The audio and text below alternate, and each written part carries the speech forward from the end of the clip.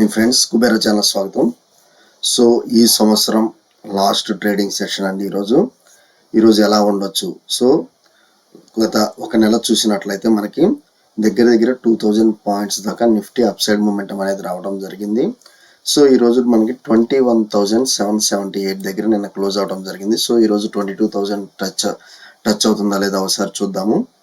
Maybe నేను అనుకోవటం ఏంటంటే అక్కడ దాకా టచ్ చేసి సో అగైన్ కొంత హాల్ట్ ఇస్తాడని నాకు అనిపిస్తుంది.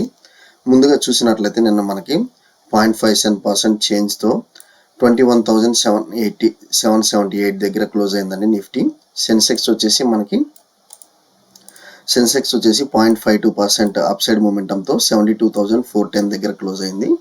ముందుగా మీరు గమనించినట్లయితే మనకి నిఫ్టీ ఐటీలో స్మాల్ కరెక్షన్ అయితే కనపడిందండి. మిగతా బ్యాంక్ కానీ అన్ని ఎట్ పార్ విత్ నిఫ్టీ సెన్సెక్స్తో మనకి ట్రేడ్ అవ్వడం జరిగింది.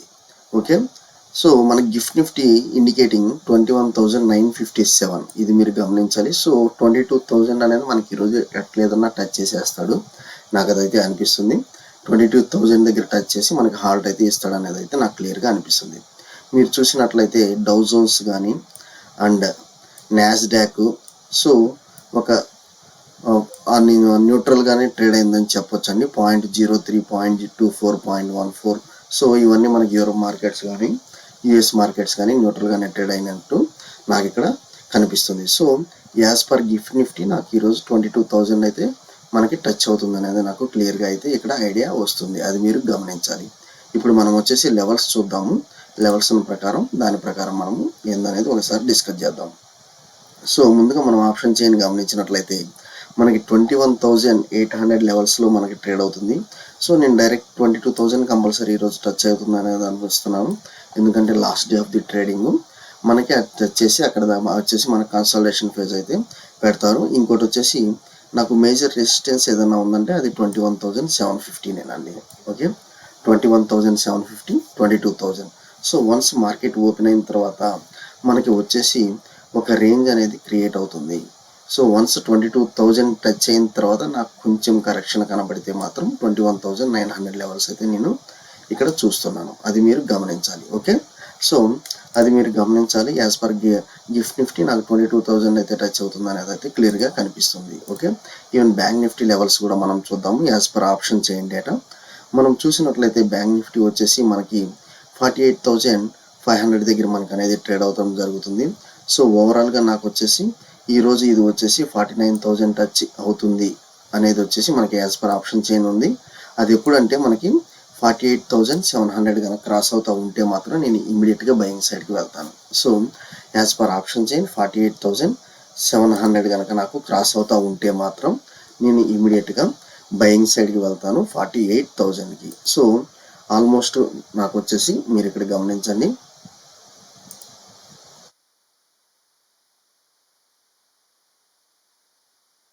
సో నాకు వచ్చేసి ఈ లెవెల్ అయితే క్రాస్ అవ్వాలండి. నేను బయింగ్ సైడ్కి ఓన్లీ ఈ లెవెల్ క్రాస్ అవుతూ ఉంటే మాత్రం 48,700 క్రాస్ అవుతూ ఉంటే మాత్రం నేను ఒక 300 పాయింట్స్ అప్ సైడ్ మూమెంటం గమనిస్తున్నాను బ్యాంక్ నిఫ్టీలో. అది మీరు గమనించాలి.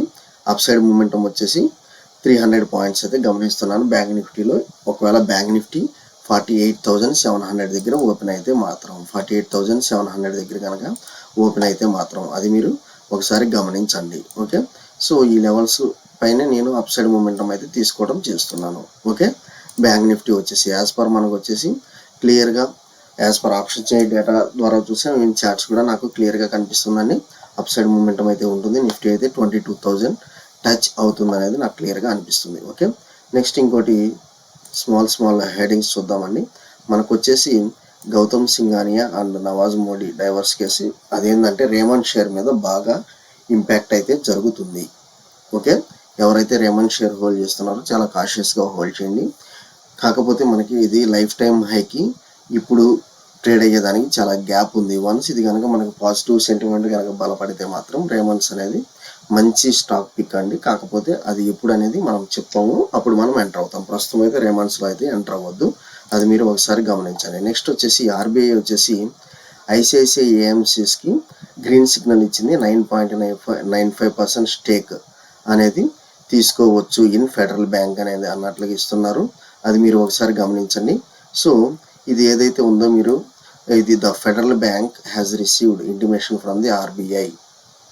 It is accorded to approval ICICI Prudential Asset Management Company for acquiring up to 9.95% of the paid up share capital. So ఇది ఏదైతే ఫెడరల్ బ్యాంక్ ఎవరైతే హోల్డ్ చేస్తున్నారో ఒకవేళ బై చేయలేదు, ప్రస్తుతం ఈ లెవెల్ దగ్గర మీరు బై చేసిన మీకు ఇది మంచి అప్సైడ్ మూమెంటం అయితే ఉంటుందండి, ఎస్పెషల్లీ మనకి ఫెడరల్ బ్యాంక్లో. ఓకే, ఎందుకంటే ఐసిఐసిఐ వచ్చేసి ఐసిఐసిఐ అసెట్ మేనేజ్మెంట్ కంపెనీ దానిలో స్టేక్ అయితే తీసుకోబోతుంది.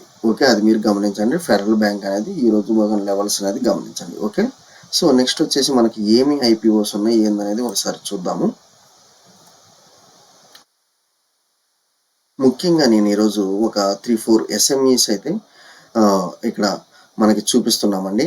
ఆకాంక్ష పవర్ అండ్ ఇన్ఫ్రాస్ట్రక్చర్, ఇది వచ్చేసి మనకి 55 రూపీస్ అనేది అప్పర్ ప్రైస్ బ్యాండ్ ఉంది. మనకి 2000 షేర్స్ 1,10,000 ఇన్వెస్ట్మెంట్. ఓకే, కాకపోతే ఇది నేను ఇన్వెస్ట్ చేస్తున్నానా లేదంటే నాకు overall subscription as on date 19 times అండి. ఎప్పుడైనా ఎస్ఎంఈ గుర్తుపెట్టుకోండి, మనకి మినిమం ఒక 50 టైమ్స్ అన్న అబోవ్ ఉంటేనే మనము ఎస్ఎంఈలోకి ఇన్వెస్ట్ చేయడానికి ఒక స్కోప్ ఉంటుంది. ఈవెన్ మనం వచ్చేసి ఒక గ్రే మార్కెట్ ప్రీమియం అనేది మనకి బాగా లిస్ట్ అవ్వచ్చు అనేది మనకి ఒక కాన్ఫిడెన్స్ అయితే ఉంటుంది. ఓకే, నెక్స్ట్ ఒక జిఎంపి కూడా చూస్తాము, దాని ప్రకారం ఏది ఉంటుంది అనేది చూద్దాము. సో ఇది వచ్చేసి మేజర్గా పవర్ అండ్ ఇన్ఫ్రాస్ట్రక్చర్ మీద ఫోకస్ అయితే ఉంది. ఓకే, నెక్స్ట్ వచ్చేసి మీరు గమనించినట్లయితే హెచ్ఆర్హెచ్ నెక్స్ట్ సర్వీసెస్, ఇది వచ్చేసి 36 రూపీస్ ప్రైస్ బ్యాండ్ పెట్టారు. సో ఓవరాల్ సబ్స్క్రిప్షన్ వచ్చేసి మనకి 10.75 టైమ్సే ఉందండి. ఓకే, సబ్స్క్రిప్షన్ నేను జస్ట్ సబ్స్క్రిప్షన్ చెప్తున్నాను, అది మీరు గమనించాలి. నెక్స్ట్ వచ్చేసి మనకి Manoj ceramics. So ceramics shares నేను ఈ ప్రస్తుతం ఉన్న ట్రెండ్లో అయితే నేను అంత రికమెండ్ చేయడం లేదు. సో అందువల్ల దీని గురించి మనం డిస్కస్ చేయటం కూడా జరగట్లేదు. ఓకే, నెక్స్ట్ వచ్చేసి ఇది Shri Balaji valve components. Okay, ఇది వచ్చేసి non capital goods and non electrical equipment అన్నట్లుగా ఇచ్చారు. 13 టైమ్స్ మనకి ఓవరాల్ సబ్స్క్రిప్షన్ అయితే అయింది. కాకపోతే ఇది జిఎంపి ఎలా ఉందనేది మనం ఒకసారి చూద్దామండి. ఓకే, జిఎంపి చూసి దాని ప్రకారం ఏది తీసుకుంటే బాగుంటుంది అనేది ఒకసారి మనం క్లోజ్ చేసేద్దాం ఈ వీడియో. కాకపోతే ఈరోజు నేను మేజర్గా మీకు స్ట్రెస్ చేయాలనుకుంది ఏంటంటే 22,000 అయితే మనకి ఈజీగా మనకి కనబడే ఛాన్సెస్ అయితే నాకు అనిపిస్తుంది ఇక్కడ. ఓకే, అది మీరు గమనించండి. ఈజీగా మనకి 22% ఛాన్సెస్ అయితే మనకు కనిపిస్తుందండి.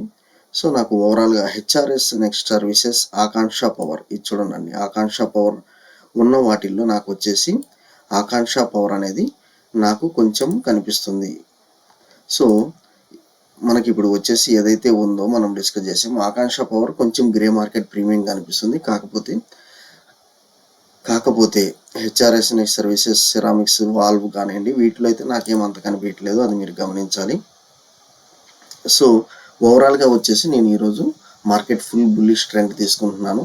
ఎట్లాగో ఈ రన్నింగ్ ట్రేడ్ కాబట్టి కంపల్సరీ మనకు వచ్చేసి 22,000 టచ్ అవుతుంది అనేది నాకు అనిపిస్తుంది. దాని తర్వాత కొంచెం కరెక్షన్ కనబడవచ్చు అనేది నాకు అనిపిస్తుంది. ఓకే, ఏదైనా లెవెల్స్ ఉంటే మనం కంపల్సరీ ఈరోజు దిగుతాము, చూద్దామండి.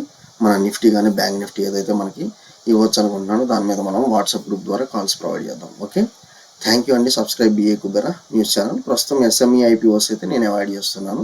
So consult your financial advisor అండి, ఒకవేళ మీరు కనుక అప్లై చేయాలి అనుకుంటే. Okay, thank you.